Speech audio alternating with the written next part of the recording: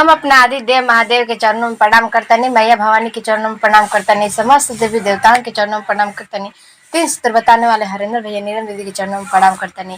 जितना यहाँ भाई बसते थे सभी के चरणों में प्रणाम। मेरा प्रणाम अपने चरणों में स्वीकार करे। बड़े को चरणों में प्रणाम, छोटों को गुरु की तरफ से आशीर्वाद।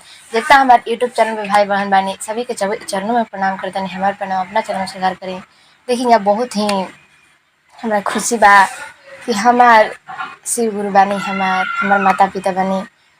तो हम देखिए भजन गावतनी, जौन भी गलती हुई एक त्रुटि में क्षमा करम जा अपन बहन के, छोट बहन के। चलिए भजन सुन। अरे रीमा झीमा बारी से सवानावा हो, गौरा के भीजेला बदनिया। रीमा झीमा बारी से सवानावा हो, गौरा के भीजेला बदनिया। भीजेला बदनिया हो, भीजेला बदनिया, भीजेला बदनिया हो, भीजेला बदनिया। अरे गौरा जी चलली देवघर नगरिया हो, गौरा के भीजेला बदनिया। गौरा जी चलली देवघर नगरिया हो, गौरा के भीजेला बदनिया। अरे ओही रे नगरिया में ब्रह्मा जी गइले, ब्रह्मा जी गइले हो, ब्रह्मा जी गइले। ओही रे नगरिया में ब्रह्मा जी गइले। संगे संगे शारदा भवानी हो, माई के भीजेला बदनिया। संगे संगे शारदा भवानी हो, माई के भींगेला चुनरिया। अरे देव घर नगरिया में विष्णु जी गइले। ओही रे नगरिया में विष्णु जी गइले। अरे विष्णु जी गइले हो, विष्णु जी गइले। अरे संगे संगे लक्ष्मी भवानी हो, माई के भीजेला बदनिया। संगे संगे लक्ष्मी भवानी हो, माई के भीगेला बदनिया। अरे ओही रे बोलब में राम जी गइले। ओही रे नगरिया में राम जी गइले। राम जी गइले हो, राम जी गइले। अरे संगे संगे सीता भवानी हो, माई के भींगेला बदनिया। संगे संगे मैया भवानी हो, माई के भींगेला चुनरिया। ओही रे नगरिया में कृष्णा जी गइले। कृष्णा जी गइले हो, कृष्णा जी गइले।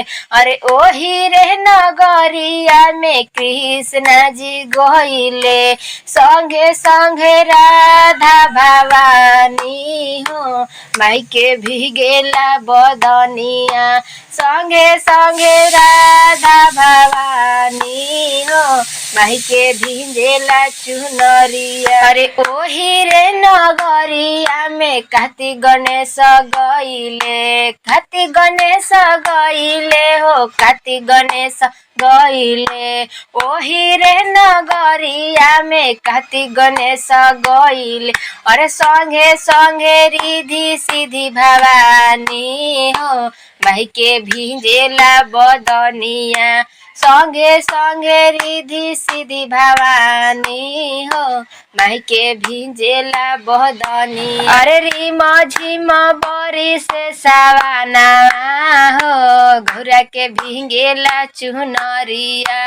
रीमा झीमा बरी से सवाना हो, गौरा के भींगेला चुनरिया। पहिला में दया मांगी, दूसरा में चरचा। दूसरा में चरचा हो, दूसरा में चरचा। और पहिला में दया मांगी, दूसरा में चरचा। और तीसरा में नमः शिवाय प्रणामा हो, गौरा के भींगेला चुनरिया।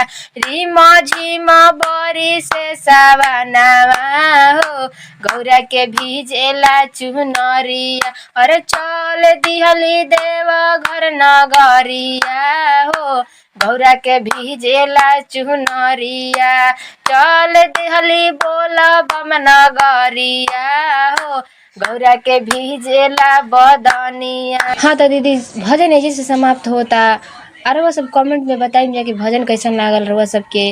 तो दीदी अगर चैनल के सब्सक्राइब ना कर हम जा तो इस चैनल के सब्सक्राइब कर लेम जा और वीडियो के लाइक करम जा और शेयर भी करम जा। तो दीदी भैया फिर से हम प्रणाम करता नहीं जौन भी ये भजन में हमारा से गलती गवाई लोग हो त्रुटि बोलाई लोग हो तो रउआ सब बानी जो क्षमा करे वाला आ महादेव तो बड़े बानी महादेव सब कोई के साथ रही ना हम लोग भी साथ बानी हमेशा साथ रहम उनकर हाथ रही।